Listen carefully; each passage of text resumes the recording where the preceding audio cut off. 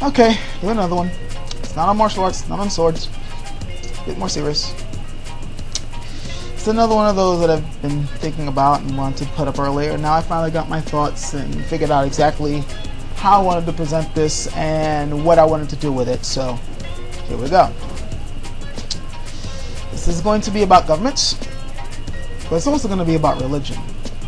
I kind of have to thank a commenter in one of my older vids for finally helping me to organize exactly how I wanted to put this up, because he apparently didn't like something that I had put up. It was the older vid that I had done on, I called it Targeted by the Chosen, when I was talking about the fanatical Christians who pretty much see any non-believer, particularly atheist, as the enemy.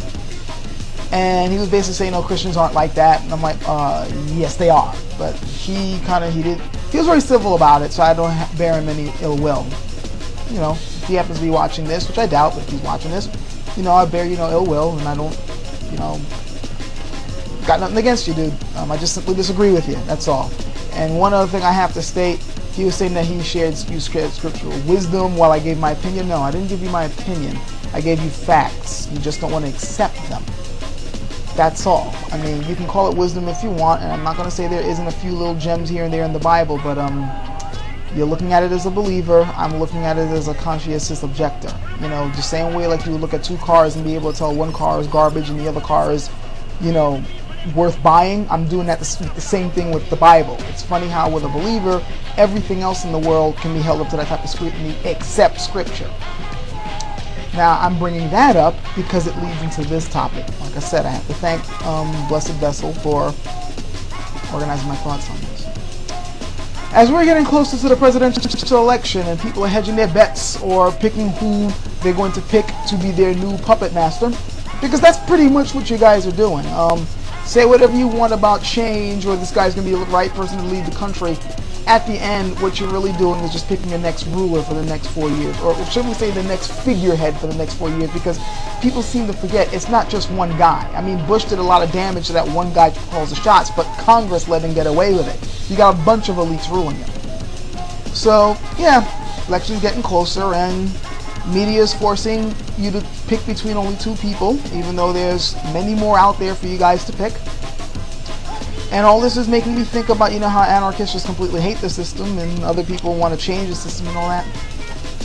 And this brings up something that, I need to remember the name of the guy who came up. He talks about this on similar lines, so his view is more on how anarchy is a form of skepticism, but he brings up a point that I'm going to expand on here. When I remember his name, I'll put the link up there. But let me get on with this because I've wasted too much time.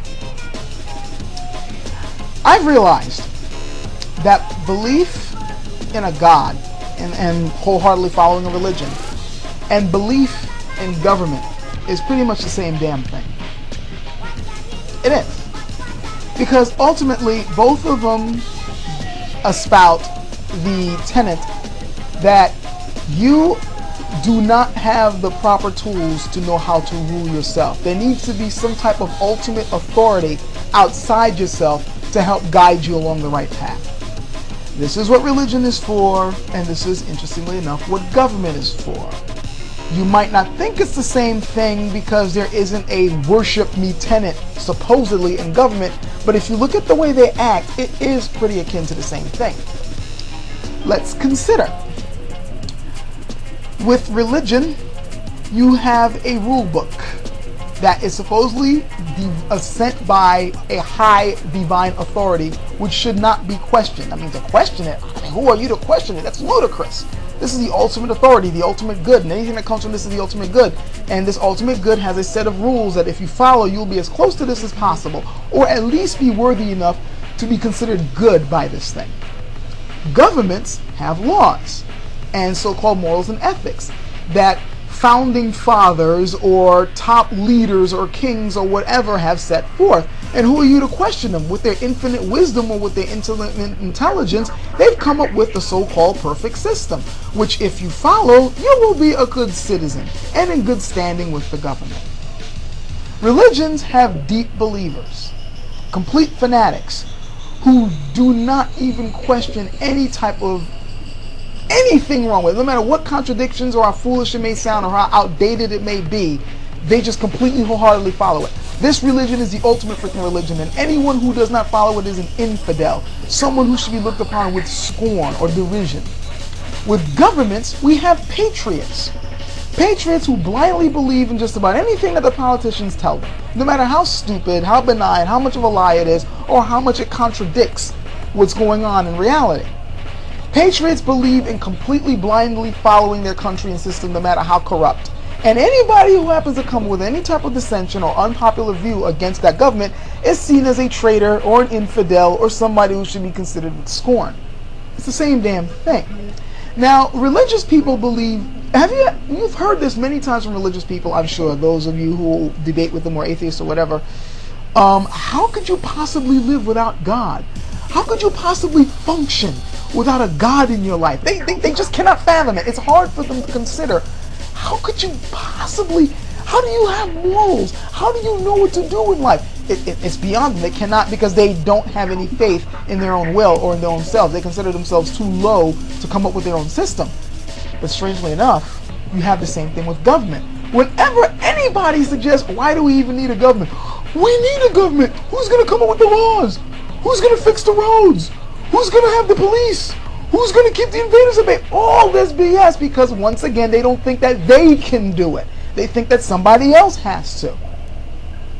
Now, you might be wondering at this point, if you're not, vehemently denying all this, it's kind of weird how government and religion are so similar. How could that possibly be? Well, I do have one thing that I think is the cause of it. Remember, way back then in ancient times, religion and government were intertwined. Back then, you could not have a nation without its own religion.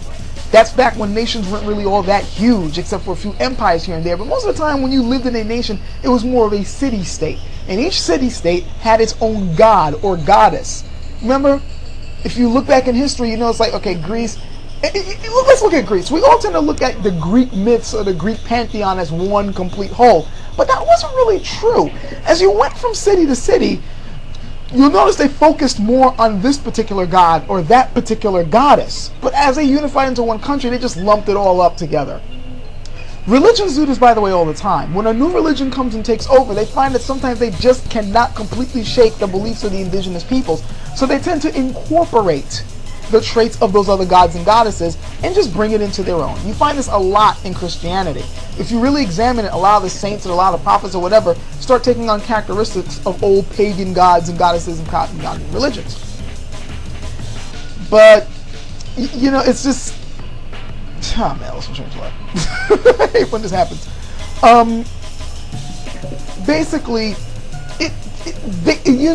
all these governments incorporated different religions, and they all basically went with the same thing. Our laws, remember, religious laws and nation laws were the same damn thing.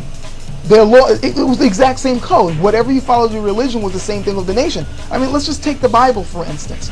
That 10 commandments, which actually is the 613 freaking commandments, look up the book of Leviticus sometime.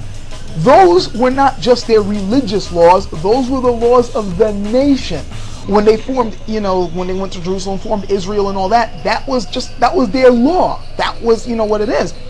As time passed and people started saying that, this whole religion thing is garbage, and people started believing that, government comes from mankind, they separated the religious aspect, which is now why, in the United States, we're all screaming, there's supposed to be separation between church and state. But the funny thing is, the same concept of ultimate rule did not leave. We threw away the otherworldly, invisible God aspect, but the whole thing of an ultimate authority that you need to follow that's outside of yourself was still there. We just simply stated that we admitted, this all just comes from us. It all comes from mankind. We come up with the laws, and the Founding Fathers point blank said that, the powers of government come from the people who consent to be governed. And that's sort of true. It's the same thing with religion. The power religion has over you is only the power that you give religion to have over you. When you finally say that I don't need to follow this crap, you're free. It's the same thing with government. And the Founding Fathers knew that. That's also why they put the Second Amendment in there, and they also said, in in the Declaration of Independence that people have the right to overthrow their governments, but that's a topic for another time. The point is, religion and governments are intertwined, and they act the same way. And this is why anarchists and people like me tend to look at religious fanatics and political fanatics in exactly the same light. So for those of you who are wondering why you sometimes get looked in derision by a certain anarchist, that's possibly why. I think it's something to think about.